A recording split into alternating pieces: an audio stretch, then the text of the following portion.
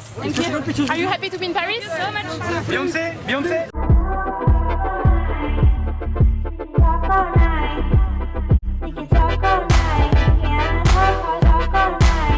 Wow. Hey, people. Hey girlies, it's been a minute. How are you? Well, I hope. If you're not well, hopefully this helps you feel more well. Yeah, no throwing tomatoes. No throwing tomatoes. Let's put the pitchforks down. It's all love. It's all love here, you know? So I have been away. And to be fair, you haven't been forsaken. I've been productive. Fun fact about me, I wrote a cute little romance book because, surprise, I am in fact a writer. Yeah, so like think the decom Starstruck but set in college and in New York and starring a black girl. Think about how fun that is. I'm currently trying to get a literary agent to represent it, so hopefully you guys can maybe read it someday soon. But anyway, that is not the point of this video. As the title shows, we're taking a trip today. I figured before summer ends, why not go to Monte Carlo? Today we'll be talking about the 2011 horrendously underrated masterpiece that is Monte Carlo. This movie did for Monte Carlo what the Cheetah Girls 2 did for Barcelona. If you get it, you get it. I watched this movie at such a pivotal time in my adolescence that this movie, and of course now my love of F1, are responsible for forcing my family while we were in France. I forced them. I was like, we have to do a day trip here. We have to. We just walked around and it was lovely. Would recommend. Let's get into it, shall we? So, our movie opens up with a girl named Grace Bennett, who is played by the Selena Gomez, hard at work in a Texas diner. She's clocked in. She's putting in her hours at this diner. She's making Sam from A Cinderella Story proud. Why is she working so hard, you ask? The girlie's trying to catch a flight to Paris. You see, Grace is a soon-to-be high school graduate who's set to attend NYU, and all throughout high school, she's been putting away any spare money to fund her trip to Paris. It is her dream. Now, cut to Grace's high school graduation. We see her sitting alongside her peers when the stunning Leighton Mester, yes, Blair Waldorf, and wife of the love of my life, Seth Cohen, struts in late, and it's pretty awkward. Just waiting for us.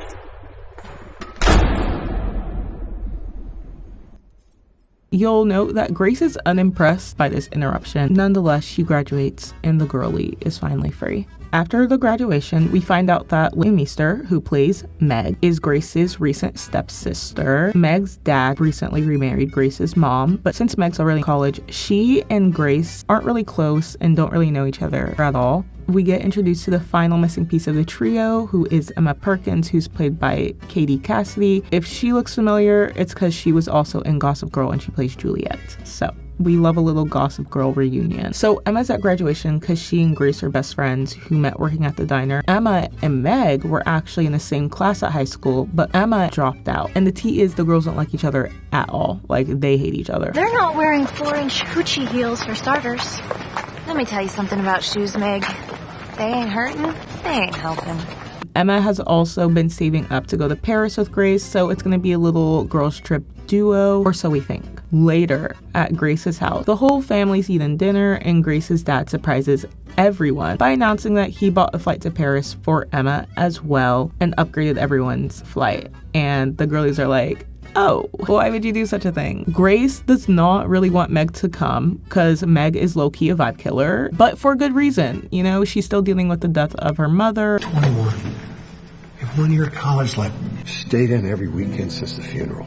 You should be going out there with friends. And on top of that, she's just very much a by-the-book type A kind of gal, and I love her. Later that night, Emma, the slayful high school dropout, is complaining about how she's annoyed that Meg's coming along to Paris to her man, who is played by none other than the incomparable, lovely Corey Monteith. R.I.P. King. Love him so much. His character's name is Owen. Owen, being the same person that he is, tells her to not go to Paris and to stay or marry him instead. Yeah, so Emma's pissed because he doesn't have a ring and doesn't seem like he's planned any of this out because he hasn't, you know? So they get into an argument and they quasi-break up. Do you think you'd be asking me to marry you tonight if I wasn't headed off to the City of Love tomorrow? I think you mean the City of Lights. I got everything I want right here in this truck. How about you? But now, grab your passports and my hand, girlies, because we have touched down in Paris. And one thing about Grace, Emma and Meg, they're seeing Paris on a budget because that's all they can afford. And they are definitely getting swindled. I'm talking a rundown hostel that was advertised as a luxury hotel. I'm talking using the world's seemingly worst tour buses to see all of Paris. The bus literally stops at places for like 20 minutes and they have to rush everywhere. Things aren't ideal, but Grace doesn't care because she's in her city and her dreams are finally coming true and she's gonna get to see the Eiffel Tower, the moment she's been waiting for. The girlies are at the top of the tower living their best lives when Meg spots a fine man that she's actually briefly run into the day prior, and he introduces himself as Riley, and he's from Australia and he's just been backpacking around. They're leaving! My name's Riley. What's yours? Meg! The bus is leaving! Naturally, they sprint like their lives depend on it. Unsurprisingly to no one, they do not make it. Just as they reach the bottom, the bus pulls away, leaving them essentially stranded. Of course, the girlies are fighting. Everyone's pissed. Grace is especially upset because she's really been trying to make the most of this trip when things have gone bad, but she's just kind of over it at this point. I'm sorry that I ever thought I was the kind of person that could come to Paris. I'm sorry. Can we just leave it at that? As they start to make their way back to their cell block of a hostel, it starts to pour because, of course, and they take shelter in a nearby posh hotel. At this same hotel, we cut to another character who, gasp, looks just like Selgo, but she's British. Enter Cordelia Winthrop Scott, an entitled heiress who's pissed that her room's not ready yet. There's no sign of package. Does anyone here speak English? R.I.P. Cordelia, you would have loved Brat by Charlie XCX. While Cordelia is laying into the poor workers, Grace and company go into the bathroom to dry off. While Grace is crying into bathroom stall, who among us hasn't been there, Cordelia struts in on her phone. Now, Emma and Meg, who are at the sink, are, of course, freaking out internally because, well, they have eyes. But Cordelia quickly leaves after getting stared at for too long. They try to tell Grace about her doppelganger, but she just doesn't believe them and instead starts mimicking Cordelia's British accent that she overheard as they're leaving the restroom. After being mistaken for Cordelia, they try to tell the staff that she's not her, but then he pulls out the world's fattest lobster. A 26-pound langoustine.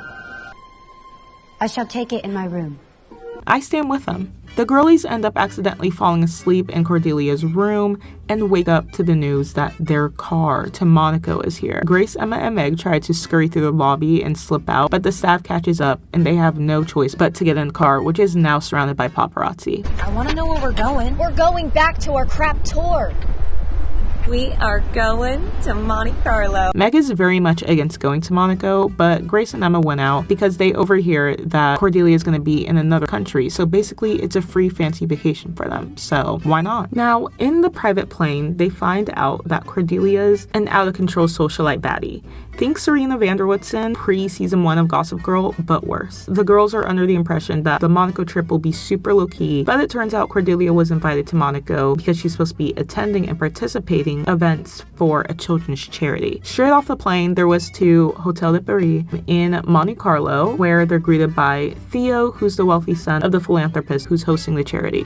So they got money. I digress. Theo is less than pleased to be meeting Grace, who he thinks is Cordelia because her reputation definitely precedes her. They're quickly escorted to their room because they all need to get ready for the welcome ball that evening. So after freaking out over their suite, which is massive, might I add, they start getting ready to go to the gala with Cordelia's clothes and jewelry that was also sent over. The girls are slaying the house down. Like, they even find a fat Bulgari diamond necklace. Yes, like the Zendaya and Hathaway ads. Maybe the other me has a little more going on upstairs. Just feels like something's Missing? maybe two things. No. Just one. And Grace decides to wear it to the ball for some shits and gigs, you know, for a little moment. She also has to remind us that she's texting Hart. Who says I can't wear my cowboy boots with my dress? So it turns out that the necklace is worth millions, and Cordelia is actually meant to donate that necklace off as part of the charity auction later that week. While Grace is struggling to remember to have a British accent, the girls run into Cordelia's aunt, Alicia. Well, where else would I be than here in Monte Carlo, where I'm supposed to be at my ball? Aunt Alicia. And Grace somehow manages to pass for Cordelia. Don't know how that happens. And to celebrate not getting caught, they end up dancing the night away with princes and millionaires. You know how Monaco is. You know how it is. The next day, Grace, Emma, and Meg are living their best lives at the beach. But then Grace and Meg start beefing again. The girls are fighting. Grace tries to keep the peace, but then this happens. Jealous! You're a waitress. Your best friend is an 18-year-old girl. Excuse me. And your boyfriend. Okay, who died and made you such Emma! In case you forgot, Meg's mom did die. Yeah. So what they need to do is play Charlie and Lord. You know, they just need to work on the remix. But for now, Meg ends up storming away. However, she does run into our favorite Aussie lad, Riley. Love Riley. So what a small world. Meanwhile, back in the States, Owen, who is Emma's quasi-fiance, ? We don't know, calls Emma's hostel to try and reach her, but when he finds out that they aren't there, he freaks and hops on a plane to Paris. Back in Monte Carlo, the girls have their separate days. What I really appreciated about this movie was that while Grace is like the obvious focus point of the movie, Emma and Meg really do both get a chance to shine, and we get to see their character arcs on their own. And so it feels like the movie belongs to the three of them. So back to Meg, she ends up spending the day with Riley, who drives a motorcycle, which is a big deal for our girl. They end up going cliff jumping, and Riley helps Meg loosen up, and they're just honestly a really cute pair, and they bond over hating hospitals.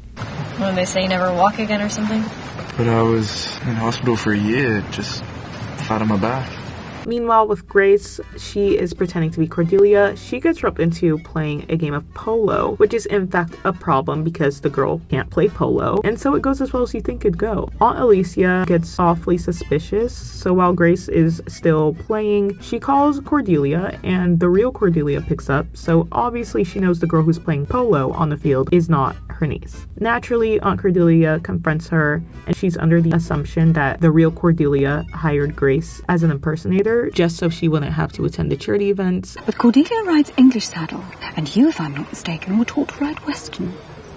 Heaven forbid, I'm just a little out of practice, that's all. But then Grace pulls a "what about the children" card, and so the aunt decides to let her get away with impersonating her for the weekend. After the match, Grace and Theo end up talking, and she teaches him how to whistle, or tries to at least. And he tells her that she's not like other girls. She's so different. You're different. Different is good. You make me feel different. Sorry.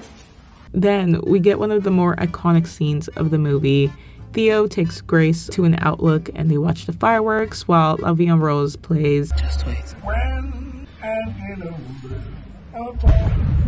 And you just had to be there. Like, guys, this was a moment, trust me. Back to our resident wild child girly, Emma gets flowers delivered from one of the guys she danced with at the opening ball, asking her out on a date. And she's like, slay. She's like kind of single, ? So she's gonna go for it. She's trying to slay. So what does she do? She pulls out the diamond necklace worth several millions. Yeah, it's gonna go as well as you think. On the way to said date, she bumps into Meg and Riley, and Emma and Meg really do make up. They listen to Girls So Confusing and they just worked it out. But just before they're about to part ways, Meg notices Emma's necklace. The necklace. There's the Meg that I know. What were you thinking?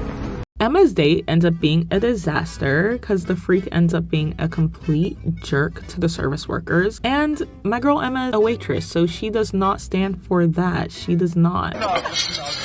There are people for that. Yeah. I know.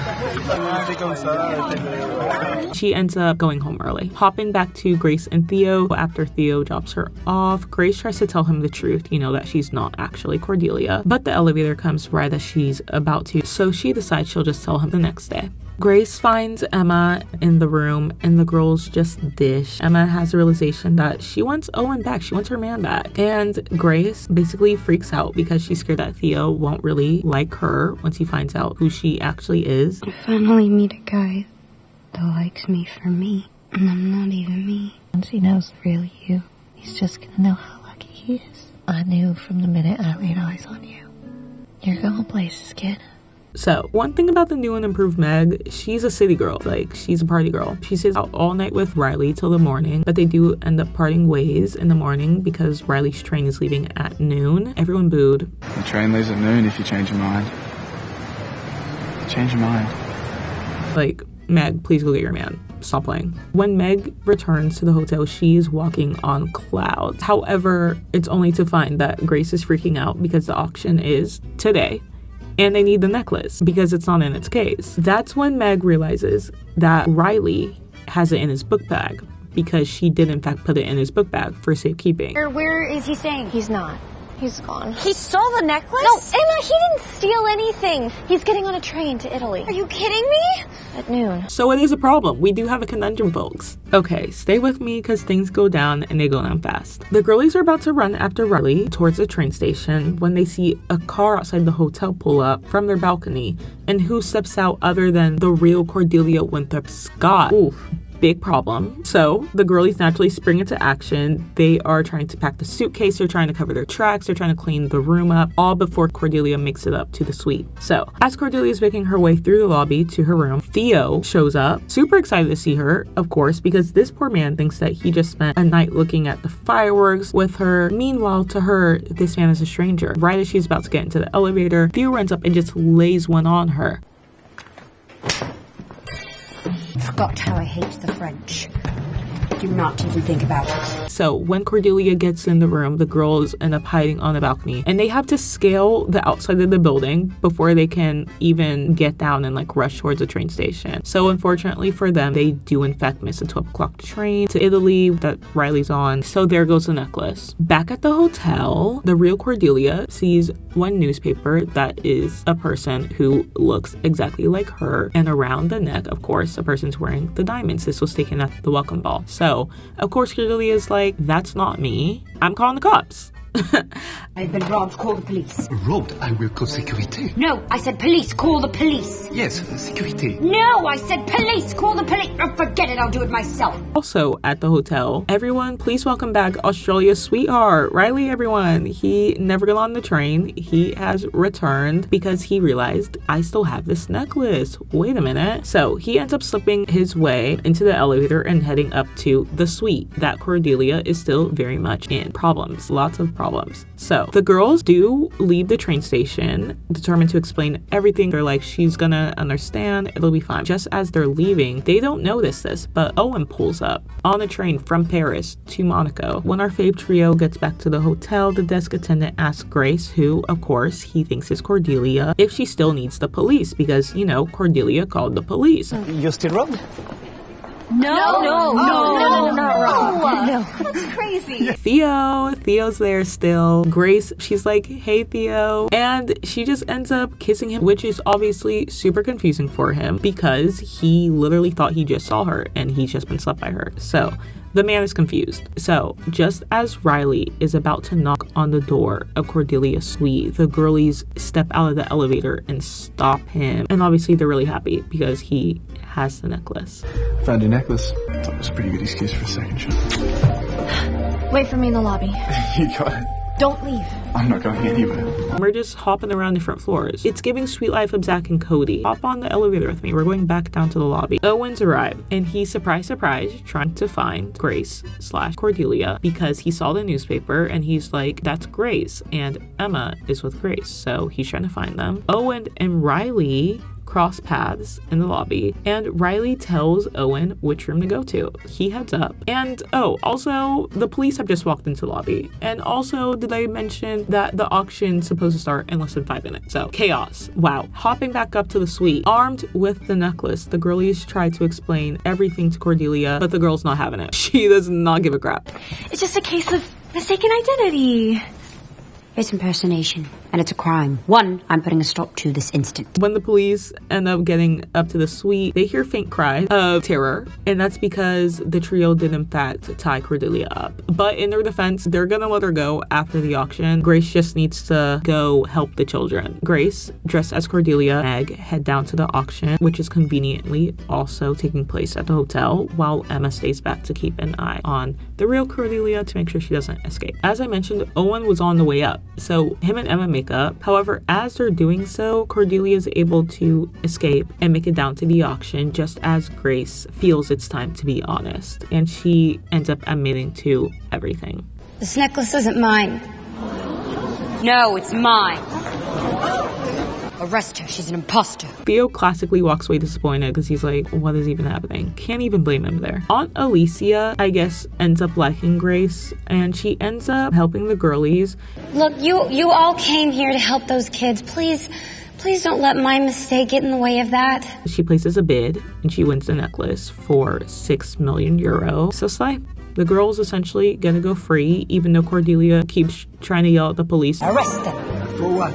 They seem very nice. Well, they kidnapped me. They tied me up. And yet you two are here. I see no problem. Everybody's very happy. And that's so real. The movie ends with Meg joining Riley on the rest of his travels, but don't worry, she does plan on coming back home in August, just in time for school. She's not that insane. Meanwhile, before leaving, Grace apologizes to Theo's father since Theo refused to see her, and then she heads home to Texas with Emma and Owen. Later that summer, we see Grace in Romania because she ends up volunteering with that same children's organization that Theo's family runs, and Theo happens to be in town visiting, something that we learn that he's always wanted to do. He sees Grace before Grace spots him, and he of course whistles to get her attention. Grace instantly stops in her tracks, and they meet in the middle of the street and they reintroduce themselves. I don't think that we've properly met. I'm Grace Bennett. Theo Marchand. It's nice to meet you. And that, my friends, is Monte Carlo, the quintessential summer movie. I hope you enjoyed this little fun trip. Love you. Stay brat, stay iconic, stay slay, stay safe. Bye.